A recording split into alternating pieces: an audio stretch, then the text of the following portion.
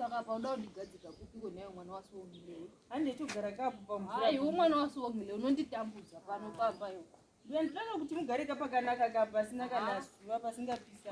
Usingachanditi pano unongondiudza zvedzokera kumba kwangu kwachivi. Ndine mushango wakanaka ini. Kwete zvepamai vako pano. Ndindokwazasvika ndinoda kuti mugare pakanaka ngendikodzire apa. Haudi kundiona ndakazvigarira iwe. Gare napa mama. Mera. Nduve. Chifoni changu wazoti chachaja here. Foni yachaja chega ndichienda mumbi handiti magara pakanaka. Wewoindepi? Ndombo unoona vamwe mbo. Zviwitsi zviya zvandakategerwa namai vako zviripi ndipezve ndimboza ndiri pano. Zviwitsi zvipi Mbuya ndakakupa here? Iwe mwana wasiwongilewe. Ndakakupai zuro Mbuya ndakakupai chiswededzei kubure nyapa. Ndakakupai zuro zviwitsimi. Ndakagenda zvizangu vai ndakadozvidza zvikapera. Makadla ndakatoenda ndikakusirei bepa rese. Unenge unondivhira zvinhu zvangu pane. Handina kugenda siya zvimwe here. Ndakakupai zvose ndakatokusirei bepa rose ndikati Mbuya sarei nemaswitsi aya. Tindipa foni yangu mbonduza ndiyani wambofona pafoni yangu. Iri mumba. Mbuya pano zveo. Mbuya pano mbonduza. Mbuya matanga Mbuya. Mbuya matanga handichatopindi mupaka ipapo. Wakauti une chikomana here. Mbuya nyaya dzamuda kutaura here. Isu hatirambi kuti unoita zvechechi handiti. Asi ukamboti kuchechi kuti chikomana kuti kuchechi kuti chikomana. Jesu akabuya akaona usina kana mhuri unoti wakaite panyika. Zvambuya futi. Mbuya mupi chikomana ndoda kudla mombe dzako ndisati ndafa handiti. Ndikaona zvechikomana chako ichi chichonzani ichi chigodhi ichi cheku chigodhi chiya ndakadla mombe zveni.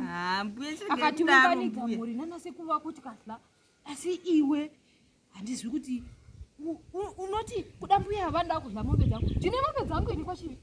Ndine mombe dzangu danga ukaenda kwachiuko rakazara mbudzi ndinadzo makwai nemadhongi.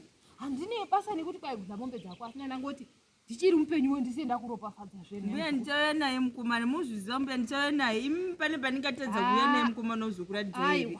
Ndichauya naye. Aiwa iwe ndado kuona unoti chimbuya ichi choda kudla mombe dzangu. Aiwa ndine mombe dzangu muzukuru ende chero kavya kwachivi. Andakakudza ndine musha wakanaka zvingaiti. Handina basa nemombe dzako ini. Unofunga ndoda mombe dzako ini. Kana Unofunga tichondipe chimombe chimwe chokuti wangotiwo Mbuya ngavadle chimombe chemukomana wangu ndisati ndafa. Mbuya izvozvi Mbuya handina kana mukomana asi kana ndanguva naye ndotouya ndotanga kuradzai mimi ndimo ndochatanga kuona mukomana wangu. Kana kuti ini ndinowa usingatodi paro pamai vako chindipa bhegi rangu ndinde. Aiwa Mbuya regai kucheka kudaro ndouya naye ndakutonotsvaka ndouya naye Mbuya. Hapana haundidi. Aiwa iwe mwana wasiwongilewe ndakakuona kuti foni yenyu ka inini pandatora foni yenyu ndeindotsvaka mukomana ndozokuratidzai ndichingowana mukomana ndodokuudzai. Haikona umbonetseka Mbuya murume wangu ndodokuudzai ndi munhu wanu wandodoudza kuti ndaane mukomana. No ndakauya pano nhasi here ndodopedza gore ndiri pano uchingoti ndichauya naye ndichazwa kuti mamitisiwa zvakaita mwana wokuuya uko kwavanhingirikiri kwavachigodho wakazongozi kwai wamitisiwa wanga iri form 6 kai. Form 6 chaiyo kwai wakapasa wose wakazongomitisiwa. Kana haina handimbodaro Mbuya nokuti hatiti munhu aiti zvechechi. Zvechechi handidi munhu anosiya chechi. Asi ukati kuchechi woti chikomana chechi mukomana unozviziva waniwe uchibhalanza. Ini sekuru vako ndakawana kuchechi zveni. Asi ndakanga ndiri musikana wechechi chaiye. Ndichiti ndikati kuchechi ndichibuda kuchechi ndina noroya chikomana takutoonana. Ndikaroogwa zvakanaka ndakachata zveni. Ndozviziva Mbuya ndakawa kudaro. Ndakakapa muchato wangu wanga une varungu.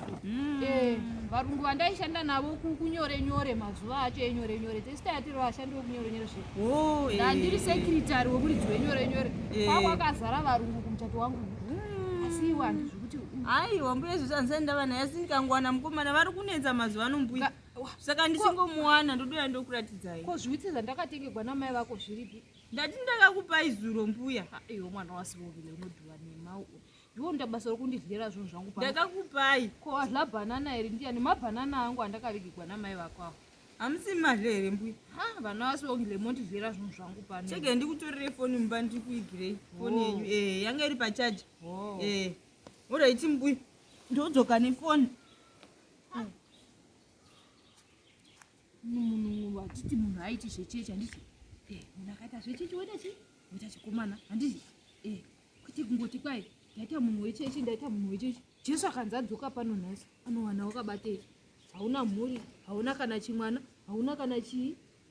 Oraiti koini kuti ndifewo ndadya chimombe chako.